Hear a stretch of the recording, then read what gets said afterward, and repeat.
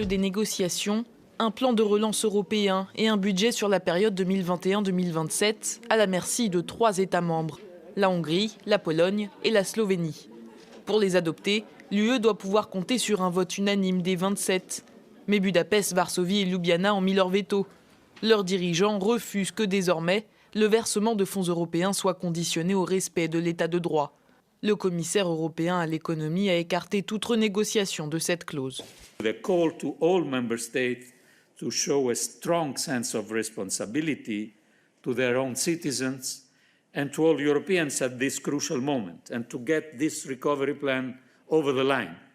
Cette nouvelle clause prévoit des sanctions en cas de non-respect de l'état de droit et de la séparation des pouvoirs.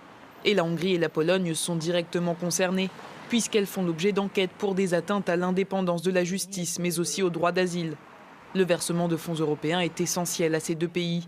En 2019, ces fonds représentaient 4,48% du produit national brut pour la Hongrie et 3,3% pour la Pologne. Pour le Premier ministre polonais, la prise en otage du budget de l'UE est légitime. Jeżeli nasi partnerzy nie zrozumieją, że my się nie zgadzamy na nierówne traktowanie państw, na kij w ręku, który zawsze będzie wykorzystany przeciwko nam, tylko dlatego, że komuś nie podoba się nasza władza, to rzeczywiście tego weta. En juillet dernier, les 27 s'étaient mis d'accord sur un plan de relance post-Covid de 750 milliards d'euros. Il est adossé à un budget pluriannuel européen de plus de 1000 milliards d'euros. Les 27, ou plutôt les 25, parviendront-ils à faire céder la Hongrie et la Pologne? Ces deux pays refusent que les fonds du plan de relance européen de 750 milliards d'euros soient conditionnés au respect de l'état de droit. Le dossier est arrivé en haut de la pile lors de l'ouverture du sommet européen virtuel jeudi, mais il a été vite évacué au profit de la réponse sanitaire à la pandémie de Covid-19. Alors que Varsovie et Budapest ne semblent pas bouger, les Européens appellent à la poursuite des discussions. Ce paquet financier est essentiel pour notre reprise économique, explique Charles Michel, le président du Conseil européen. Concernant le mécanisme de conditionnalité, la grande majorité des États membres est d'accord avec le compromis sur la table. Nous allons donc poursuivre les discussions afin de trouver une solution acceptable pour tous. Le plan de relance est adossé au budget européen 2021-2027 et c'est là que l'unanimité des États est nécessaire. Le blocage empêche au final les 27 d'emprunter sur les marchés. Cet endettement commun pour financer le plan de relance étant la grande première pour l'Union européenne.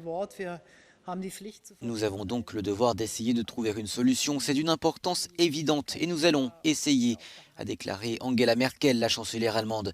Ce n'est pas un problème facile à résoudre, c'est un problème très sérieux, donc je ne peux pas spéculer sur ce sujet. Je peux seulement dire que nous y travaillerons durement et sérieusement. Le Parlement européen refuse toute concession et le plan de relance pourrait faire l'objet d'un accord intergouvernemental excluant les États frondeurs. Une option techniquement complexe, mais pas sûr que la Hongrie et la Pologne veuillent en arriver là. Sans plan de relance, la Hongrie serait privée de 6 milliards d'euros, la Pologne de 23 milliards et les deux pays sont des bénéficiaires nets des fonds européens. Il faut comprendre ce qui s'est passé, et notamment au mois de juillet. Au mois de juillet, les pays européens se sont mis d'accord sur le principe d'une aide massive de 720 milliards d'euros, c'est considérable, mais une aide qui est quand même liée au respect de l'état de droit, au respect des valeurs de l'Union européenne.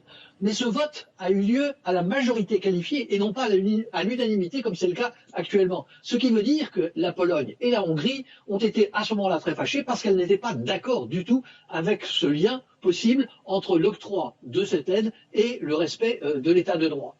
La question, c'est compliqué. Lorsqu'il a fallu mettre en œuvre cette aide massive, deux choses, deux décisions s'avéraient importantes, deux décisions qui, elles, devaient être prises à la majorité. D'une part, adosser ce plan d'aide de 720 milliards d'euros au budget pluriannuel de l'Union européenne qui s'élève à 1000 milliards d'euros, ce qui est considérable, mais aussi permettre à la Commission européenne de lever ces fonds.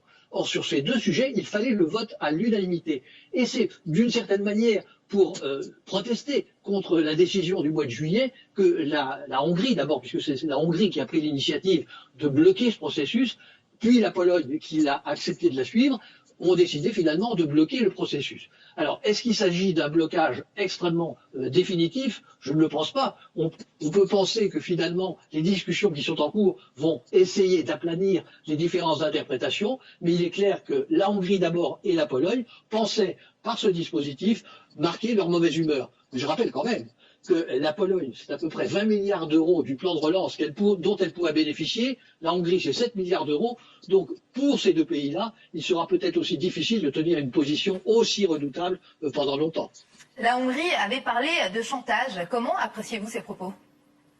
Eh bien, tout simplement parce que la Hongrie considère qu'elle n'a pas à relever de l'administration de Bruxelles, mais elle oublie simplement que la Hongrie, dès le moment où elle a adhéré à l'Union européenne, a adhéré aux grands principes de l'Union européenne, ce qu'on appelle, vous savez, les critères de Copenhague. Et parmi ces principes, il y a la séparation des pouvoirs dans le cadre d'un État de droit. Or, la Hongrie a adopté plusieurs dispositifs législatifs, notamment en ce qui concerne la justice, qui fait que la justice n'est plus tout à fait indépendante du législatif et de l'exécutif. Même chose en Pologne, où il y a le problème de la liberté de la presse, le problème de respect des minorités, tous ces problèmes qui sont des entraves à l'état de droit vus sur le plan européen sont considérés effectivement comme absolument nécessaires pour pouvoir continuer à travailler ensemble.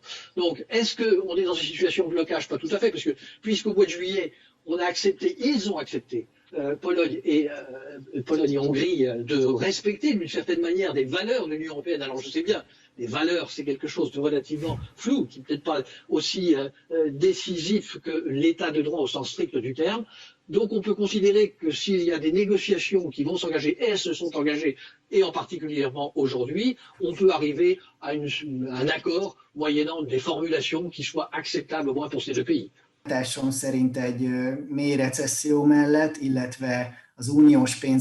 En raison de ces facteurs, à mon avis, même en profonde récession et avec l'incertitude sur les fonds de l'Union européenne, le budget hongrois est dans une position stable. Et je ne vois aucune faille qui permettrait de faire chanter ou briser la volonté du gouvernement hongrois et dans l'ensemble, faire mentir le scénario qu'il essaye d'imposer au reste de l'Union européenne. Je ne vois donc pas la possibilité de faire suffisamment pression sur Budapest pour que la Hongrie signe un accord qu'elle ne veut pas signer.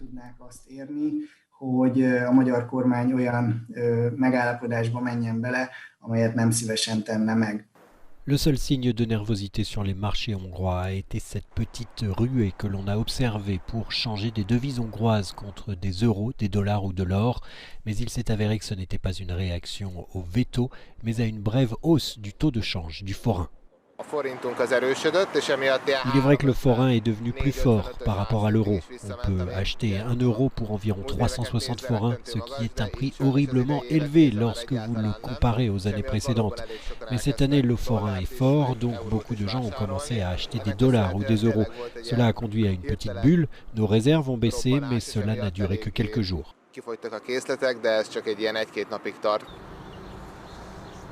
De nombreux analystes occidentaux ont supposé que Viktor Orban bluffait et que la Hongrie avait besoin des fonds du Next Generation Fund autant que tout autre État membre. Mais il semble que le gouvernement hongrois se soit préparé aux conséquences économiques de son veto et que le peuple hongrois ne soit pas vraiment inquiet, en tout cas pour l'instant.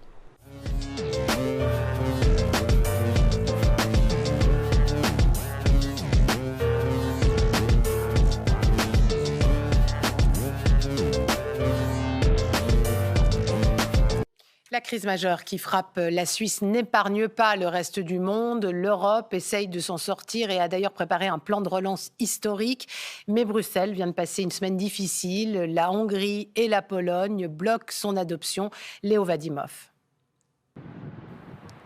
Ce devait être le projet le plus ambitieux de l'Union européenne, 1 800 milliards d'euros pour relancer une économie laminée par la pandémie. Mais cette semaine, tout s'est arrêté. Bruxelles a souhaité conditionner le versement de cet argent au respect de l'état de droit dans les pays membres, une clause inacceptable pour la Pologne et la Hongrie qui ont opposé leur veto, condamnant une ingérence de l'Union dans leurs affaires internes. C'était en Union soviétique. Si vous lisez ces projets de règlement, c'est exactement la même chose. Sans critères objectifs, ils veulent faire du chantage au pays sur une base idéologique et sans recours. Ce n'est pas ce que nous voulions. L'Union européenne n'a pas été créée pour être une autre Union soviétique. Colère chez de nombreux membres qui rappellent que le respect de certaines règles de droit font bien partie des fondements de l'Union. Nous sommes inquiets pour l'état de droit en Hongrie, par exemple, pour les droits des homosexuels, la liberté de la presse, la démocratie. Nous pensons qu'il est important qu'il y ait un instrument pour sauvegarder l'état de droit. Nous soutenons le résultat des négociations à Bruxelles, mais la Pologne et la Hongrie ont déjà déclaré qu'elles y étaient opposées. Cela signifie que nous n'avons pas encore pu envoyer les documents au Parlement européen et qu'il ne peut donc pas y avoir d'accord sur ce point la semaine prochaine.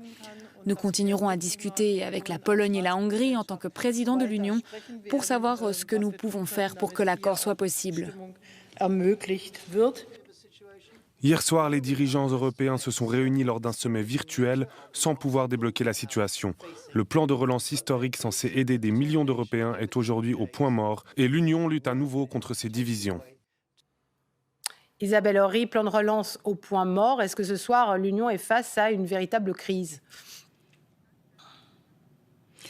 Bon, on va dire que l'Union européenne a quand même une certaine expérience des crises et aussi des chantages de dernière minute. Mais ce qui est important, c'est que cette crise autour du plan de relance, elle sert de révélateur en fait à une autre crise qui est peut-être encore plus grave, plus profonde, plus durable. Cette crise, c'est donc cette opposition de plus en plus frontale entre, grosso modo, l'ouest du continent et puis ce que certains appellent à l'est les démocraties libérales, comme la Pologne et la Hongrie. Souvenez-vous, déjà en 2015, ces pays avaient bloqué la répartition des migrants à l'échelle de tout le continent. Ils ont aussi été attaqués devant la Cour de justice européenne pour le manque d'indépendance de leur justice. Et eux, donc, ils rétorquent qu'en fait, ils sont injustement ciblés parce qu'on n'aime pas leurs valeurs conservatrices autour de l'homosexualité, l'avortement ou encore de la migration. Ils affirment que c'est leur souveraineté qui est attaquée. C'est frappant de les entendre comparer maintenant l'Union européenne à l'URSS, y compris dans les réunions de ministres ici. Cette fracture, elle va vraiment compliquer la tâche et la marche de l'Union européenne et il n'y a pas vraiment de solution en vue parce que contrairement au Royaume-Uni, eh bien, ces pays n'ont pas envie de sortir de l'Union européenne. Puis dans les traités européens, il n'y a rien qui permette d'exclure ou de menacer d'exclure en tout cas un État membre qui ne respecte pas les valeurs communes. Donc cette crise-là, au moins, elle risque de durer. Merci beaucoup.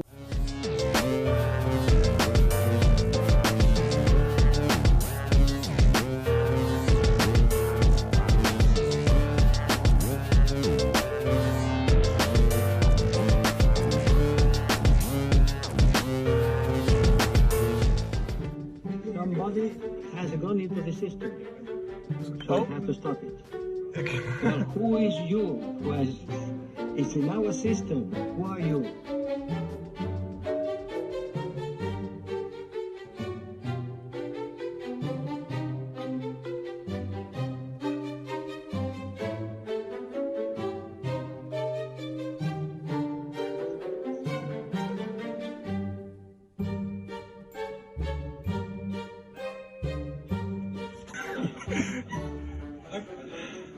How are you?